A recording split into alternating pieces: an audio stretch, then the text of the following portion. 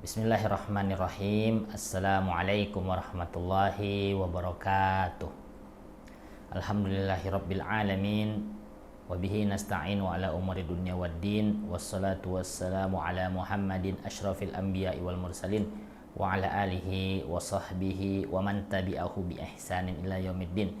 Asyhadu an la ilaha illallah wa asyhadu anna Muhammadan abduhu wa rasuluh. La nabiyya wa la rasula ba'dah.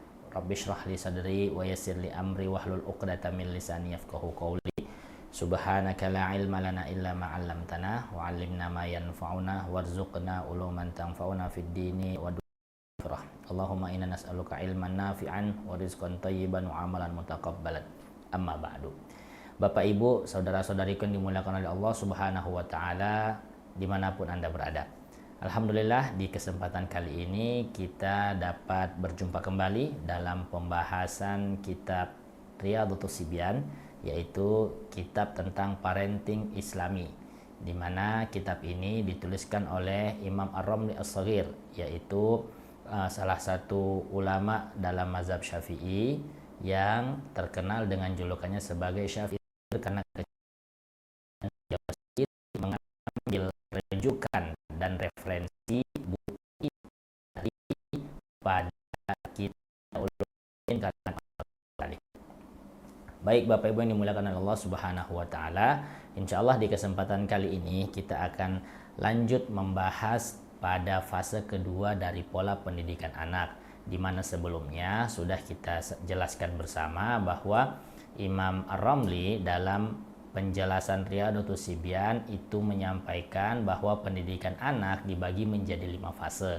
Fase yang pertama yaitu fase 0 sampai 2 tahun, fase yang kedua yaitu fase 2 sampai 4 tahun, fase yang ketiga yaitu juga disebut fase tamyiz pertama, ini fase 4 sampai 7 tahun.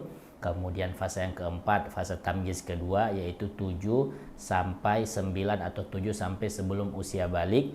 Kemudian yang terakhir, yaitu fase kelima, fase usia setelah balik hingga dewasa. Di mana dalam setiap fase ini ada treatment-treatmentnya tersendiri. Ada cara-cara pendekatan tersendiri yang telah diajarkan oleh Nabi Shallallahu Alaihi Wasallam ataupun oleh para alim ulama kita. Dan sebagaimana yang kami sebutkan tadi, bahwa kita sekarang akan masuk kepada penjelasan fase kedua, yaitu fase usia 2 sampai 4 tahun. Bapak Ibu, saudara-saudariku yang dimuliakan oleh Allah Subhanahu wa taala.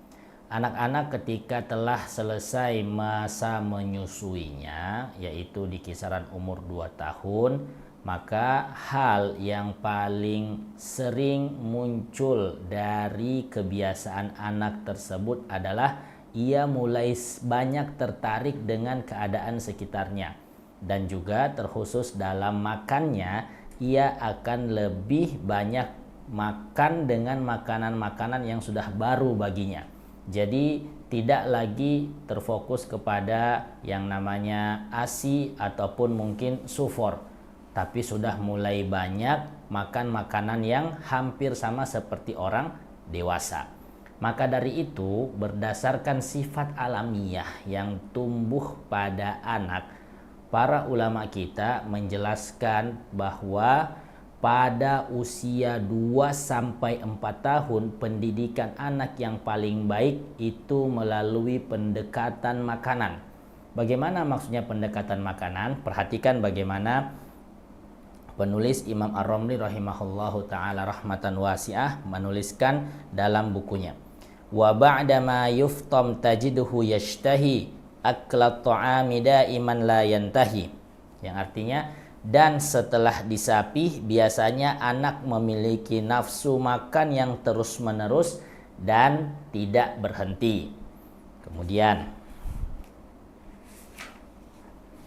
yu'allimuhul akla bil yamini wal basmalah hatman bikulli hini. Dan hendaknya para pengasuh mengajarkan anak-anaknya makan harus dengan tangan kanan dan membaca basmalah setiap akan memulai makan. Jadi pendidikan lewat makanan ini itu dengan cara menanamkan adab-adab dasar tentang makan kepada anak. Mulai dari yang pertama, anak hendaknya makan dengan tangan kanannya, dan juga sebelum makan hendaknya ia membaca basmalah. Perlu ada pendampingan dari orang tua ketika anak sedang makan, karena hal itu nanti yang akan memberikan efek besar ketika dia sudah dewasa. Anak terbiasa untuk disiplin, anak terbiasa untuk mensyukuri makanan yang diberikan kepadanya, dan anak akan terhindar daripada sifat-sifat mubazir.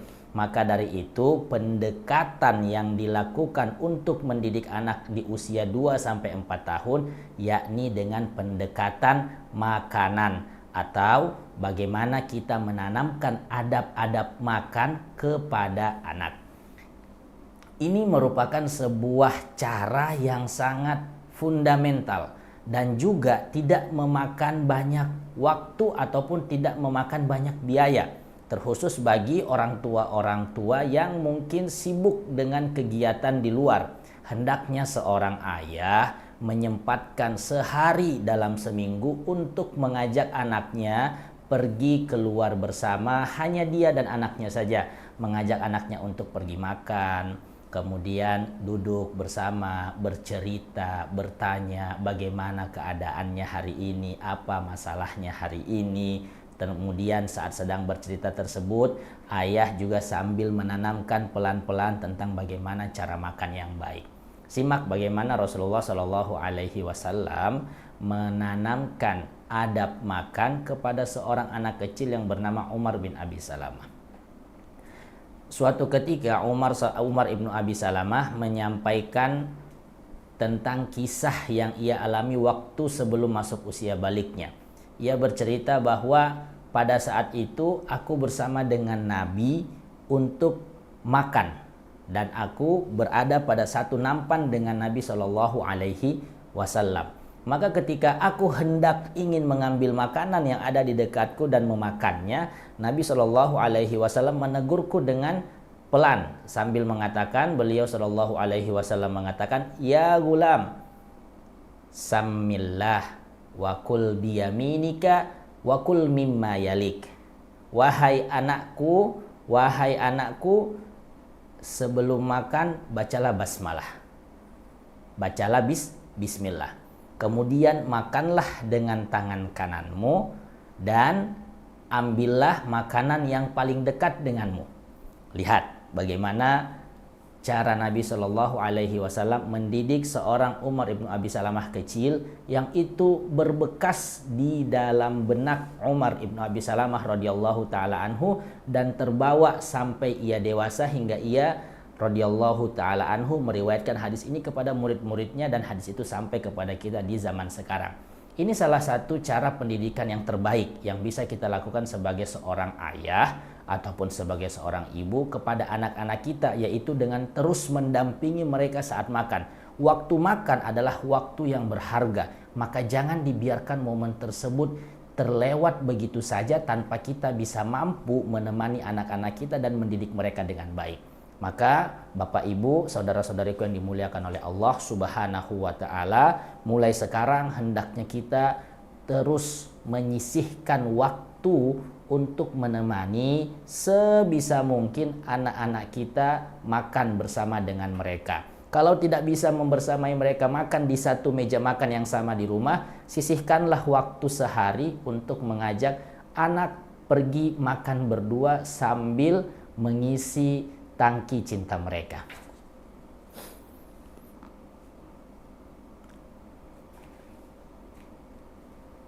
Kita bahas sedikit terkait soal fikih tentang makan dengan menggunakan tangan kanan. Mungkin bisa saja orang tua ada yang berkata, untuk apa juga memaksakan mereka makan pakai tangan kanan, toh mereka masih anak-anak. Tidak bisa kita katakan itu hanya sebagai alasan. Tidak bisa kita katakan itu menjadi sebuah alasan untuk tidak mengajarkan mereka makan dengan tangan kanan.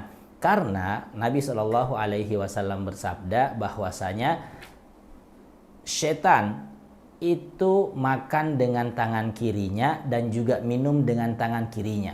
Maka kita diperintahkan oleh Nabi sebisa mungkin menyelisihi perbuatan-perbuatan setan. Oleh karena itu, Nabi mengajarkan kita untuk makan dengan tangan kanan. Pun sama dengan kasus sebelumnya, kepada seorang anak kecil Umar bin Abi Salamah, Nabi mengingatkan hal tersebut. Wa kul biyaminika, dan makanlah dengan tangan kananmu. Artinya, para ulama kita mengambil kesimpulan dari dalil tersebut. Ada yang mengatakan pertama, jumhur atau mayoritas ulama mengatakan bahwasanya menggunakan tangan kanan untuk makan bagi seorang mukallaf itu adalah mustahab atau sunnah. Artinya ketika kita kerjakan dapat pahala, dan ketika kita tinggalkan itu tidak dapat apa-apa. Tentu kita menginginkan pahala yang banyak dari setiap amalan yang kita lakukan sehari-hari. Maka rugi kalau kita tinggalkan.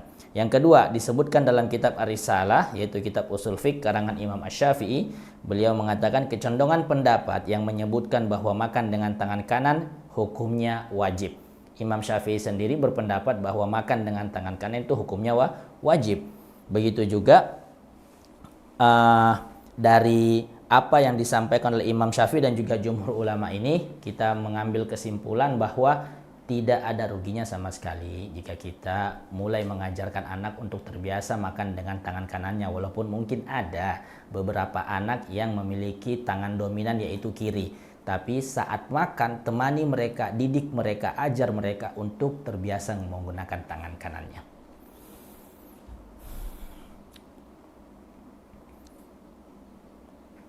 Dalam Simtul Ikhyan dikatakan, fayam bagi likulli waliyin an yaqtadiya bihi sallallahu alaihi wasallam fi ta'limihi li hadzal sabi.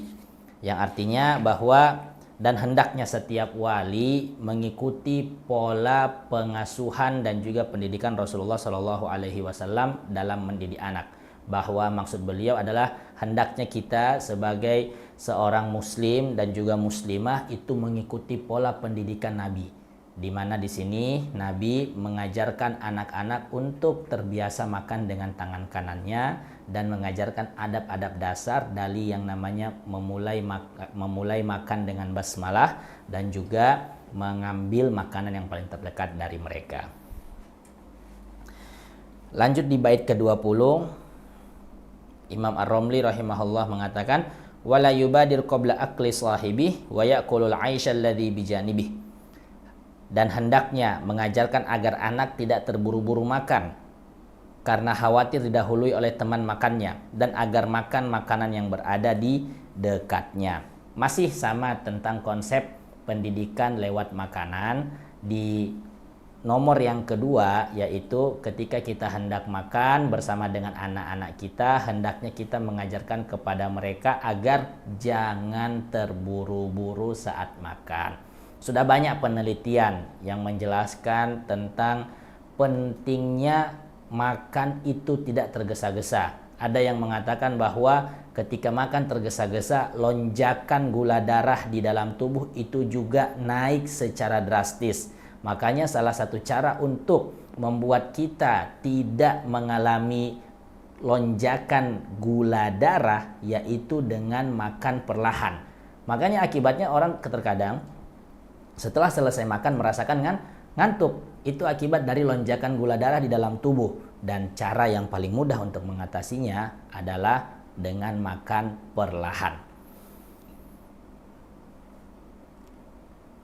Kemudian juga makan perlahan itu bisa menanamkan sifat tidak tamak kepada anak. Karena terkadang ada anak-anak itu yang sangat ingin sekali dengan lauk-lauk yang ada di depannya. Sehingga mereka terpaksa harus makan cepat agar tidak kehabisan lauk tersebut jika ingin nambah, atau mungkin khawatir ada temannya yang lain ingin mengambil lauk tersebut. Maka dalam konteks ini anak harus kita ajarkan agar jangan seperti itu, bahwa sifat tamak itu tidak baik, dan bahwasanya Rasulullah Shallallahu Alaihi Wasallam memberikan kepada kita nasihat bahwa orang yang suka berbagi itu adalah orang-orang yang baik dan juga orang yang baik pasti mendapatkan pahala dari Allah Subhanahu wa taala. Lanjut di bait ke-21, wa yamdagul luqmata madghan muhkama wa la yusari aw yuwaliyal luqama. Dan hendaknya anak mengunyah suapan makanan dengan pelan-pelan dan baik, tidak tergesa-gesa dan serakah dalam menyantap suapan makanannya. Jadi inti dari adab-adab makan sebagaimana yang sudah disebutkan dari beberapa bait di awal tadi. Pertama yaitu membaca basmalah. Kedua, kemudian kita mencuci tangan. Ketiga, memperbaiki posisi duduk. Keempat, menggunakan tangan kanan. Kelima, melakukan suapan yang kecil. Keenam, tidak menghina makanan. Ketujuh, tidak tergesa-gesa. Kedelapan, memulai dengan makanan yang dekat dengannya. Kesembilan, mengakhiri dengan kalimat hamdalah atau alhamdulillah. Dan kesepuluh yaitu mencuci tangan. Pendidikan adab ini itu bisa dengan izin Allah akan memberikan pengaruh yang besar kepada jiwa seorang anak di hari ketika mereka sudah masuk usia dewasa nanti. Maka sekali lagi Bapak Ibu, saudara-saudariku yang dimuliakan oleh Allah Subhanahu wa taala, jangan sia-siakan waktu bersama, yaitu makan dengan anak-anak kita terlewat begitu saja tanpa kita mampu untuk menanamkan akhlak-akhlak yang baik kepada mereka. Jangan sampai ketika kita sedang duduk makan bersama anak-anak, kita fokus dengan HP, kita fokus dengan gawai dan hal-hal yang bisa membuat kita lalai daripada ngobrol dengan anak-anak kita. Itu sungguh sebuah hal yang sangat rugi bagi orang tua. Jadi manfaatkan momen tersebut agar kita tidak menyesal di kemudian hari. Kemudian di bait nomor 22 disebutkan wa ya'kulul yabis minat ta'ami ta'alluman bahtan bila idami. Dan hendaknya seorang anak dibiasakan makan makanan yang kering sebagai bentuk pembelajaran, juga makan tanpa lauk pauk. Maksud dari bait ini adalah sesekali agar seorang ibu menyediakan lauk secukupnya saja untuk anak.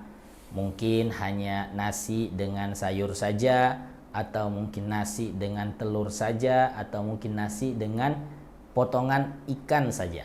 Tidak harus melulu dilengkapi semua lauknya.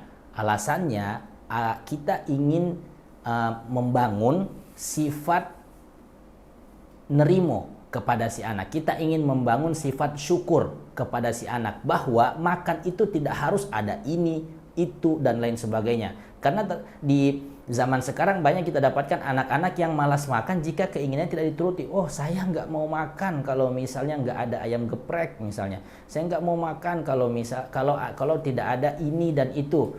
Itu adalah sebuah pertanda bahwa orang tua gagal untuk menanamkan kepada anak sifat menerima dan juga sifat mensyukuri setiap makanan yang diberikan. Maka salah satu cara untuk menghindari hal tersebut terjadi kepada anak kita adalah dengan memberikan makanan dan lauk seadanya sesekali. Mungkin cuma nasi dengan tahu goreng, nasi dengan tempe goreng, atau nasi dengan telur dadar. Sambil ketika makan mereka kita temani dan kita ajak ngobrol bahwasanya makan itu tujuan utamanya bukan untuk kenyang, tapi makan itu tujuan utamanya adalah agar kita mampu lebih kuat untuk beraktivitas kembali, di mana aktivitas tersebut kita isi dengan amal-amal soleh, bekerja, belajar, membantu orang tua, dan lain-lain, agar tertanam di dalam jiwa anak kita bahwa makan itu bukan untuk mengenyangkan.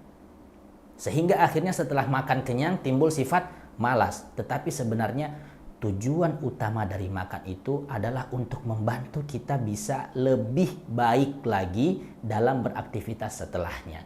Maka anak insya Allah akan menjadi orang yang selalu pandai bersyukur, tidak mencela makanan, dan paham apa tujuan sebenarnya di balik makan dan minum itu yang Allah sudah ciptakan di dunia ini.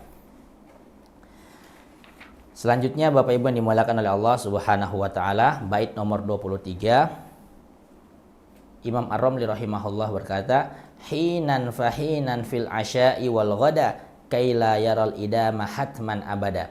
Jadikanlah lauk itu kadang-kadang saja di waktu siang atau petang agar anak tidak melihat lauk sebagai sebuah keharusan. Dalam sebuah riwayat yang disampaikan oleh Syekh Abdullah bin Ahmad Basaudan di dalam syarah Bughyatul Ikhwan li Riyadatis Sibyan, beliau mengatakan kana sallallahu alaihi wasallama ya'kulu ma wajada. Ini terdapat di dalam Sahih Bukhari dari sahabat Nabi Abu Hurairah radhiyallahu taala anhu. Artinya bahwa sesungguhnya Nabi sallallahu alaihi wasallam makan apa yang ada. Karena Rasulullah Shallallahu Alaihi Wasallam ya'kulu ma wajada, tidak banyak meminta ini, tidak banyak meminta itu, tidak banyak harus dituruti semua kemauannya baru mau makan. Ini salah satu cara untuk mendidiknya adalah dengan memberikan di beberapa kesempatan sesekali anak itu makan dengan lauk yang ada dan tidak melengkapi semuanya. Selanjutnya di bait nomor 24, wa ayyujannibhu fununaz zinah wa jumlatal malabisir razinah. Ini pendidikan yang kedua untuk usia 2-4 tahun, yakni setelah pendidikan makanan, di mana tujuan dari pendidikan makanan itu adalah pendekatan untuk menanamkan adab-adab yang baik kepada mereka, mulai dari adab disiplin, adab bersyukur, kemudian juga adab agar tidak tamak. Selanjutnya pendidikan yang akan dilakukan di usia 2-4 tahun yaitu lewat pendidikan pakaian.